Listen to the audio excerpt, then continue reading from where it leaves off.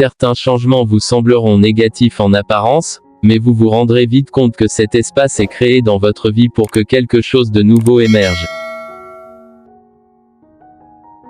Cherche un arbre et laisse-lui t'apprendre le calme. Je ne suis ni mes pensées, ni mes émotions, ni mes perceptions sensorielles, ni mes expériences. Je ne suis pas le contenu de ma vie. Je suis l'espace dans lequel tout se produit. Je suis la conscience. Je suis le présent. Je suis.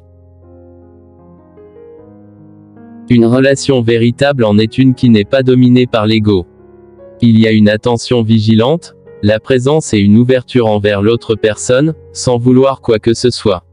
Ceci est obligatoire pour qu'une relation soit authentique. Nous avons oublié ce que les pierres, les plantes et les animaux savent toujours. Nous avons oublié comment être calme, être nous-mêmes, être où la vie se trouve, ici et maintenant. La plupart des humains ne sont jamais pleinement présents dans le moment présent, parce qu'inconsciemment ils croient que le moment suivant sera certainement plus important que celui-ci. Mais alors vous ratez votre vie entière, qui n'est plus jamais le moment présent.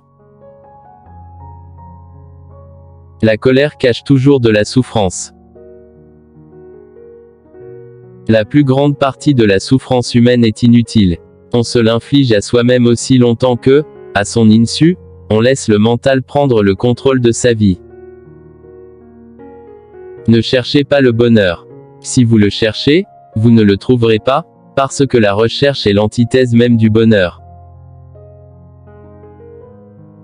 Même lorsque le ciel est complètement couvert, le soleil ne disparaît pas. Il est derrière les nuages. Parfois, lâcher prise est un acte plus puissant que se défendre ou s'accrocher. Le temps n'est pas précieux du tout, parce que c'est une illusion. Ce que vous percevez comme précieux n'est pas le temps, mais le seul point qui est hors du temps, le moment présent. Effectivement, il est très précieux. Plus vous êtes concentré sur le temps, passé et futur, plus vous manquez le moment présent, la chose la plus précieuse qui soit. Le plaisir est toujours provoqué par quelque chose d'extérieur à vous, alors que la joie émane de l'intérieur. Autrement dit, la chose qui vous procure du plaisir aujourd'hui vous fera souffrir demain. Ou bien le plaisir disparaîtra et son absence vous fera souffrir. La décision de faire du moment présent un ami signe la fin de l'ego. Lorsque vous vivez en acceptant totalement ce qui est, vous signez l'arrêt de mort du mélodrame dans votre vie. L'amour est un état. L'amour n'est pas à l'extérieur, mais au plus profond de vous. Il est en vous et indissociable de vous à tout jamais. Fermez les yeux et dites-vous ceci, je me demande quelle sera ma prochaine pensée.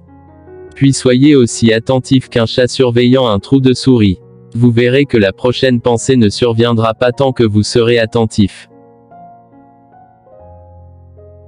Plus vous êtes axé sur le temps, c'est-à-dire le passé et le futur, plus vous ratez le présent, la chose la plus précieuse qui soit. Quand on n'offre aucune résistance à la vie, on se retrouve dans un état de grâce et de bien-être. Accepter l'inacceptable est la plus grande source de grâce en ce monde. Si vous voulez vraiment apprendre à connaître votre mental, observez votre émotion, ou mieux ressentez-la dans votre corps, car celui-ci vous donnera toujours l'heure juste. Si apparemment il y a un conflit entre les deux, la pensée mentira alors que l'émotion dira la vérité. L'humanité fait désormais face à un choix difficile, évoluer ou mourir. Si les structures de l'esprit humain restent inchangées, nous finirons toujours par recréer le même monde, les mêmes mots, les mêmes dysfonctionnements. Se plaindre est toujours la non-acceptation de ce qui est. Invariablement, cela porte une charge négative inconsciente. Lorsque vous vous plaignez, vous vous placez en victime. Laissez la situation ou acceptez-la. Tout le reste est de la folie. On ne devient pas bon en essayant d'être bon mais en trouvant la bonté qui est déjà en soi et en lui permettant de s'exprimer. Mais celle-ci ne peut émerger que si des changements fondamentaux se produisent dans l'état de conscience. Portez votre attention aux sons de la nature, nombreux et subtils, le bruissement des feuilles au vent, les gouttes de pluie qui tombent, le bourdonnement d'un insecte, le premier chant d'oiseau à l'aube. Donnez-vous complètement à l'écoute. Par-delà les sons, il se passe quelque chose de plus grand, ce sacré, la pensée ne peut le saisir. Les conflits dans le monde sont le miroir de nos conflits intérieurs non résolus. Cessez d'attendre, n'en faites plus un état d'esprit. Lorsque vous vous surprenez à glisser vers cet état d'esprit, secouez-vous.